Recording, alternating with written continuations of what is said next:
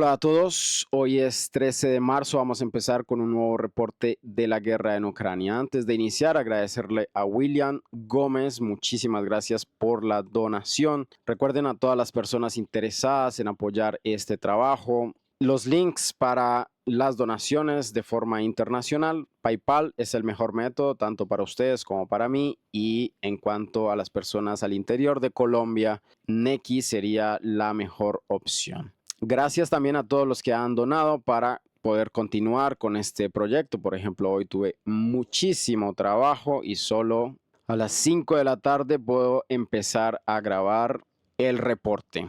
Nos vamos directamente a la región de Kursk. Hay algunas actualizaciones. Lo más reciente es que el ejército ruso ya habría capturado Goncharovka y después de esto Rubanshina, esta pequeña villa. Según las declaraciones del mismo presidente de la Federación Rusa, Vladimir Putin, 5 o un poco menos de 5 villas es lo que queda por tomar para el ejército ruso en esta zona, así que aproximadamente el control de hoy para el ejército ruso sería tal vez de esta forma, donde para los ucranianos quedan algunas pequeñas villas y también la posición más sólida del ejército ucraniano, podríamos decir, es Guyeva. Todavía, como esta región está bastante alejada de lo que es la incursión principal, el ejército ucraniano tendría posiciones en este punto que de todas formas están siendo fuertemente presionadas por el ejército ruso con sus ataques de drones, movimientos de infantería como vemos en este punto y después los impactos de los drones del ejército ruso guiados con fibra óptica. 2 explosiones puntualmente para destruir esta posición ucraniana. Lo más importante hoy es que en el norte de este punto, más precisamente en lo que es la región de Sumy, el ejército ruso habría efectivamente avanzado. Ayer veíamos el movimiento de cuatrimotos del ejército ruso aproximadamente por este punto y hoy se ha reportado que el ejército ruso se movió llegando a la villa de Basovka, como se conoce en ruso. Estas son las imágenes, ataques de drones, ataques de artillería del ejército ucraniano también en contra de estos movimientos del ejército ruso que se entiende pueden moverse fácilmente en el terreno sin resistencia del ejército ucraniano en esta zona, pero los ucranianos atacan entonces con artillería como vemos en estas imágenes, también algunos 200 y 300 para el ejército ruso. Todos estos movimientos claramente vienen con un riesgo porque estamos hablando evidentemente de la guerra. Estas son las imágenes que permitieron la modificación en favor del ejército ruso. Toda Novinki ya habría sido capturada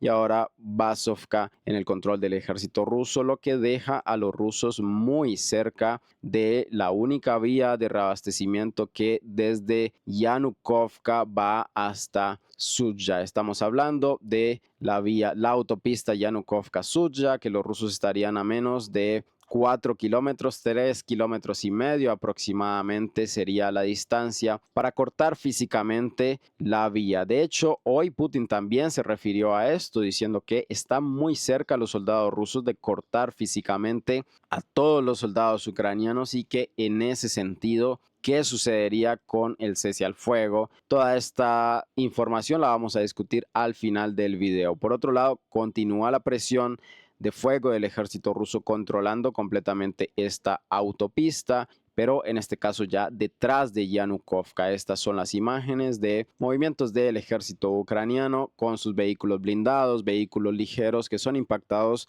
con los drones de fibra óptica que no se ven afectados en lo más mínimo por los sistemas disruptores de señal. 3 impactos han sido reportados en esta zona. Continúa el control de fuego del ejército ruso sobre las vías y también tenemos posiciones ucranianas que son descubiertas y destruidas también por los rusos.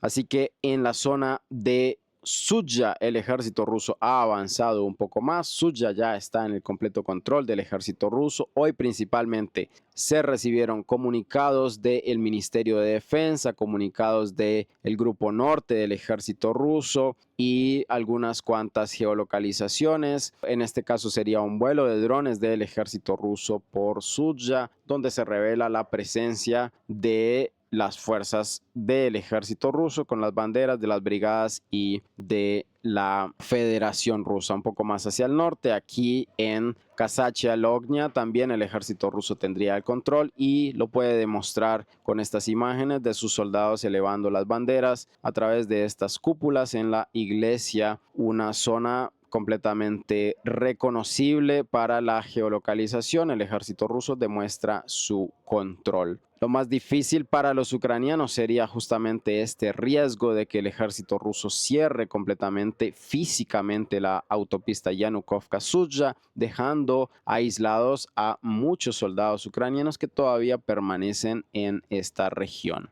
Nos vamos ahora hacia el norte del río Askol. No tenemos tantas actualizaciones en esta zona, pero la presión del ejército ruso en este punto es significativa. Estas son las imágenes del ejército ruso impactando líneas de árboles, movimientos ucranianos, también algunos de sus drones, en este caso un dron Baba Yaga, lo que es rutinario podríamos decir, pero que nos revela que la presión continúa, que los combates siguen activos en este punto a pesar de que no vemos tantos movimientos en el terreno. Un poco más hacia el sur, en Kruglyakivka, Zagrisava, tenemos la confirmación del ejército ruso tomando Boguslavka, justamente información y geolocalizaciones que vimos ayer. En cuanto a modificaciones del terreno, estamos hablando del frente de Tierny Liman, donde el ejército ruso hoy se reporta haber avanzado de forma significativa. Desde Nevskaya, aquí está Nevskaya, Novolyubovka, el ejército ruso se habría movido más hacia el oeste y también en estas regiones al sur de esta misma posición se reporta un movimiento, un avance del ejército ruso. Si lo contrastamos con las actualizaciones en el mapa, esto sería ayer y esto sería hoy. Por ahora no hay imágenes, no hay geolocalizaciones de estos puntos específicamente de los que estamos hablando, solo un poco más hacia el sur, en Novolyubovka, el ejército ruso evidencia su control. Vemos algunos movimientos de unidades de infantería del ejército ruso también filtrándose por toda esta zona, demostrando su control terrestre, algunos 300, 200 en el camino. Estos serían los movimientos del ejército ruso que confirman su control en Novolyubovka, y con esta actualización también vienen las noticias del avance del ejército ruso en esta región, pero por ahora sin geolocalizaciones. Hacia el sur de este gran saliente que el ejército ruso se está haciendo al otro lado del río Zhirivets, esto es el río Zhirivets, también tenemos fuerte presión de la artillería del ejército ruso sobre las posiciones ucranianas. Estas son las imágenes, ataques de artillería sobre posiciones ucranianas, que de hecho vamos a ver la explosión y después de esto tenemos las consecuencias, los sistemas de artillería ucranianos ya destruidos. Continúa la presión del ejército ruso en estos puntos, también ataques de drones, pero en general hacia el sur vemos una preparación de artillería del ejército ruso que probablemente nos indique futuros avances en esta zona. Hacia la región de Siversk, a pesar de que no hay actualizaciones en nuestro mapa de referencia, hoy se reporta que el ejército ruso habría tomado por completo Vasyukovka, una pequeña villa en este punto. Vamos a ver. Son las fuentes prorrusas de Novosti SVO y Mira quienes nos comentan esta actualización en Vasyukovka. Aquí tenemos a Fyodorovka, aquí tenemos a Sako y Vansieti, y después tenemos aquí Vasyukovka, muy en el sur, donde generalmente esta línea del frente ha estado muy inactiva en lo que es el último año, lo que son los últimos meses. Sin ningún tipo de confirmación tendríamos este reporte de movimiento del ejército ruso. Vamos a pasar de Chazov Yar, no hay actualizaciones relevantes en este punto, y en tareas quiero hacer un énfasis importante. A pesar de que tenemos geolocalizaciones, ataques de drones del ejército ucraniano en contra de posiciones rusas, lo que revelarían, según esto, un avance, la situación para los rusos aquí es crítica, es la realidad. Según las explicaciones de algunos comentaristas militares, analistas, esto se debe a que el ejército ruso apresuradamente envió la información al Ministerio de Defensa de la captura de Taresk.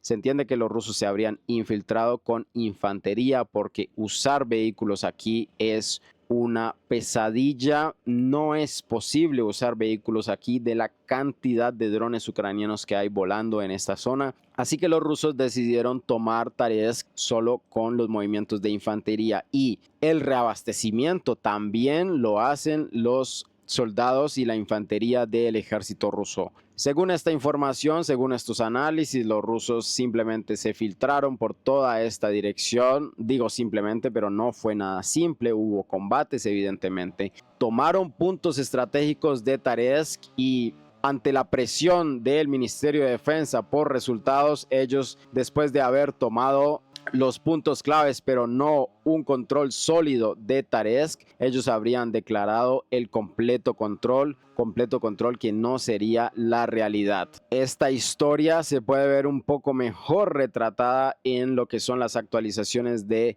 Deep State al respecto de las regiones de control en Taresk, donde nos muestran, y según los análisis de geolocalizaciones y también los reportes de analistas militares importantes, los ucranianos, a pesar de los avances del ejército ruso, habrían quedado ocultos en posiciones estratégicas detrás de la línea de combate del ejército ruso, que avanzó, como lo volvemos a decir, con infantería principalmente. Los ucranianos reabastecieron a sus posiciones ocultas en estos puntos con drones, y estas posiciones empezaron a hacer mella en las vías de comunicación del ejército ruso, el control que los rusos se habían planteado en este punto. Después de eso vinieron contraataques del ejército ucraniano desde el este, y también la brigada número 12 de nazis Azov atacaron en el oeste, en Zabalka, y habrían tomado posiciones, como ya lo hemos visto en varios de nuestros reportes. Esta sería básicamente la explicación de por qué los rusos, después de comentarnos un control total, de que el Ministerio de Defensa declarara esto, los ucranianos aparecieron de la nada en algunas posiciones donde se supone los rusos ya las habían controlado. Esto ha causado problemas para las fuerzas rusas en toda esta región, y podríamos decir que el mapa mejor ajustado que explicaría lo que son las posiciones ucranianas y las posiciones rusas es este mapa. Aquí, por ejemplo, ya lo habíamos comentado en algún momento. Voy a dibujarlo en azul. Esto sería el control del ejército ucraniano. Y por otro lado, este sería el control del ejército ruso, que es mucho más fácil de notar. Aquí lo estoy remarcando en rojo. Importantes serían los puntos aislados del ejército ucraniano que pudieron mantenerse a pesar de haber quedado en algún momento detrás de las líneas del ejército ruso. Estamos hablando exactamente de estas dos posiciones. Según se entiende, los ucranianos pudieron quedar ocultados en estos puntos, reabastecidos con drones, y desde estas posiciones empezaron a corroer la defensa del ejército ruso, lo que trajo los problemas y la situación crítica en la que nos encontramos ahora. Hoy se han reportado precisamente aproximadamente en estos puntos geolocalizaciones, sí, pero no serían posiciones tan sólidas del ejército ruso como se manifiesta en este mapa. Toda esta región que vemos entre el control ruso y el control ucraniano sería una zona gris donde constantemente vemos movimientos del ejército ruso y del ejército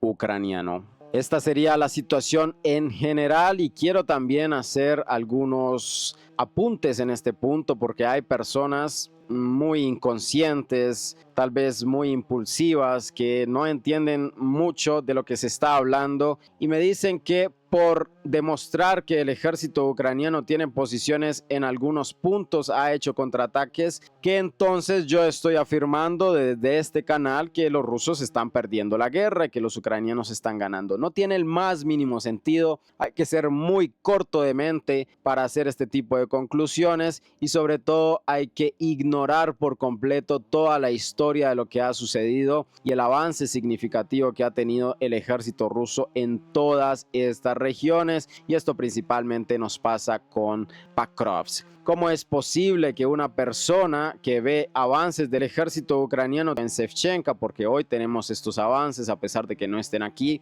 manifieste en los comentarios que por yo relatar estos avances, estoy al mismo tiempo diciendo que los rusos están perdiendo la guerra? Cuando los rusos tomaron Avdiivka, Ocheretina, Ivanovska, Zelane, Selidova, ¿cómo es posible que una persona sea tan corta de mente como para entender que todo este inmenso avance del ejército ruso es una derrota solo porque los ucranianos han entrado a Shevchenka? No tiene el más mínimo sentido. Hay que aprender a leer, hay que aprender a escuchar. También hay muchísimas personas que simplemente se guían por la última palabra de lo que se está comentando sin tener un panorama de lo que se está hablando, de lo que hemos venido hablando ya de un año que estoy realizando los reportes de la guerra. Así que esto no significa que el ejército ucraniano esté ganando la guerra. Hay que tener en cuenta todo lo que ha sucedido detrás, hay que tener en cuenta la historia y tener un poco de sentido común y de seso para poder entender lo que está sucediendo. Hoy en Shevchenka se demuestra que el ejército ucraniano ha avanzado. Estas son las imágenes. No está establecido el avance en nuestro mapa de referencia. En este caso tenemos bombardeos del ejército ruso con granadas sobre los movimientos de la infantería ucraniana, y vamos a dirigirnos directamente a las fuentes prorrusas.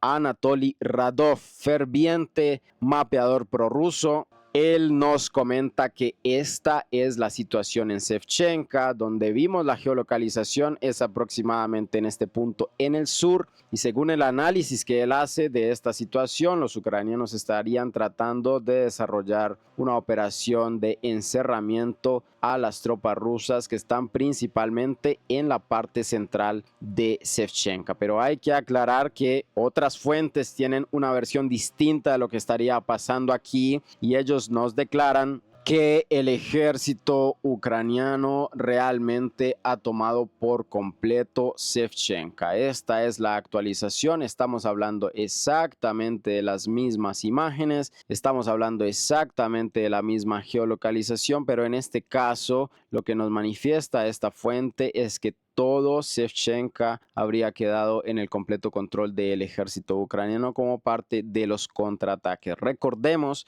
para estas personas que constantemente están acusándome de decir que los ucranianos están ganando la guerra, recordemos que principalmente el frente del sur de Pakrovsk es bastante inestable. A pesar de que vemos muchos cambios importantes, también hemos visto retrocesos constantemente de parte de ambos ejércitos. Por ejemplo, hoy en nuestro mapa de referencia tenemos una geolocalización de ataques de drones ucranianos en contra de posiciones rusas en Kotlina, donde se supone los rusos ya habían sido expulsados. Estas son las imágenes, seguimiento a los movimientos de las unidades rusas en este infierno de ruinas. Los ucranianos atacan las posiciones del ejército ruso, demostrando que los rusos tienen control en tierra de una región. Estamos hablando de Kotlina, que por ejemplo todas las fuentes ucranianas manifiestan está en el control ucraniano. Así que esta es una gran zona gris, una zona gris bastante amplia en todo lo que es el sur de Pakrovsk, donde los ucranianos han detenido el movimiento del ejército ruso. Esto es algo real, pero que para el pesar de estas personas que no entienden el castellano, esto no significa que el ejército ruso esté perdiendo la guerra. También tenemos algunas actualizaciones en Lisovka en favor del ejército ruso, justamente donde ayer nos comentaban que los ucranianos habían introducido a sus tropas por esta misma dirección. Hoy tenemos en esta misma área una geolocalización que demuestra el control del ejército ruso de forma terrestre. Quiero decir que este mapa, en este caso Military Summary Channel, no demuestra en absoluto cómo es la situación. Él tiene realmente un enredo. Otras fuentes muestran algo más coherente de lo que estaría pasando aquí, pero podemos decir que es igual la situación en Lisovka, la situación en Shevchenka, la situación en Kotlina, constantes ires y venires de ambos ejércitos que todavía no consolidan sus posiciones de forma fuerte porque ambos están enviando todo lo que tienen hacia estos puntos para tratar de consolidarse. Nos movemos un poco más hacia el sur, Andriivka, Constantinopol, no hay actualizaciones en este punto, continúa el periodo de reagrupación, continúa el periodo de descanso y donde hemos tenido más ataques ya es en Bagatir, que era una villa logística y ahora se está convirtiendo lentamente en la línea del frente. Ataques de bombas FAB, eso sí, del ejército ruso sobre posiciones ucranianas. Por ahora, los sistemas de largo alcance del ejército ruso son los que están impactando esta villa y vemos un completo descenso de la actividad del ejército ruso en toda esta región. Nos vamos ahora hacia Velika, Novosiyovka, todo lo que es su esfera de influencia. No hay actualizaciones, las fuentes pro-ucranianas ya confirman la pérdida de Dniproenergia, está en el completo control del ejército ruso, sin duda, pero donde sí hay muchas dudas es en Burlatsk, Privilna y Novosiyovka. Aquí en estas tres villas todavía no hay certeza de si controlan los ucranianos, si controlan los rusos. La información es completamente contradictoria. Vamos a esperar un poco más. Hacia el norte de Rabotino, ataques de drones, rutina en este caso, sin cambios significativos. Movimiento del ejército ucraniano detectado y después de eso tenemos el impacto aquí en la última parte de este video. Una bujanka ucraniana que ha sido directamente impactada por los drones comunes del ejército ruso, donde sí hay una actualización que es significativa, pero sin ninguna prueba, es en Pitihatki, Sherbaki. En esta zona, entre estas dos zonas, los mapeadores de Z-Komitet, fuente prorrusa, nos comentan un avance muy significativo porque si nosotros lo establecemos en nuestro mapa de referencia, todo Pitihatki habría quedado en el control y aproximadamente ellos dibujan de esta forma el nuevo control del ejército ruso. Grandes regiones, grandes campos habrían quedado bajo el control del ejército ruso y también recibimos información de canales prorrusos al respecto de una ofensiva en esta región. Por ahora estamos esperando por las confirmaciones de esta información. Hacia Gerson no tenemos absolutamente nada. Bombas FAB, ataques de drones del ejército ruso y del ejército ucraniano sin cambios significativos en esta región. En cuanto a actualizaciones en el campo de batalla, eso es todo, pero tenemos entonces lo que fue el comunicado de Putin hoy. Primero, tuvimos efectivamente la llegada de los delegados de los Estados Unidos al aeropuerto del sur de Moscú, Vnukovo. Vemos aquí la delegación que está moviéndose hacia el centro de Moscú y a pesar de que todos esperábamos una declaración importante, una declaración contundente, al menos clara, hoy ocurrió todo lo contrario. Putin simplemente ha dicho cese al fuego sí, pero no así. Esa es en muy cortas palabras básicamente el resumen. Él pone en duda qué van a hacer los ucranianos, qué van a hacer sus enemigos con el tiempo del cese al fuego, si va a continuar el reclutamiento, si va a continuar el rearme, cómo el Estado ruso y sus intereses pueden controlar esta situación. ¿Quién va a controlar que los ucranianos no usen este tiempo para fortalecer a su ejército, para reagruparse y después evidentemente volver a atacar? Hay una cosa importante y es un análisis que nos viene compartiendo un comentarista político de mucho renombre, Brian Berletix, que ha sido invitado por Sputnik, que probablemente también ha sido invitado por RT. Él tiene análisis muy interesantes en inglés. Él nos dice que si Rusia se plantea entrar a este cese al fuego es porque ellos suponen, los rusos suponen, que pueden aprovechar mucho mejor este tiempo que su enemigo y esto también es algo a considerar. Tampoco podemos decir que Rusia está simplemente disfrutando y riéndose de todo lo que está sucediendo. También hay presión sobre la economía, también hay presión sobre las líneas de reabastecimiento en cuanto a lo militar y podríamos decir que para los rusos también un descanso sería algo importante. Pero lo que ha dicho Putin hoy básicamente no define nada, simplemente dice sí, estamos de acuerdo con que ocurra un cese al fuego mientras que se cumplan los intereses de la Federación Rusa, y dentro de los intereses de la Federación Rusa tenemos que Lugansk tiene que ser completamente ruso, Donetsk, que falta mucho por capturar, tiene que ser completamente ruso, Zaporizhia, que también falta muchísimo por capturar, tiene que ser completamente ruso, y Gerson, que también falta mucho por capturar, tiene que ser ruso. Ellos dicen, nosotros ya establecimos esto en nuestra constitución, estos ya son territorios rusos y esto no lo podemos cambiar, esto tiene que ser aceptado. Nosotros tenemos que controlar como sea estos territorios,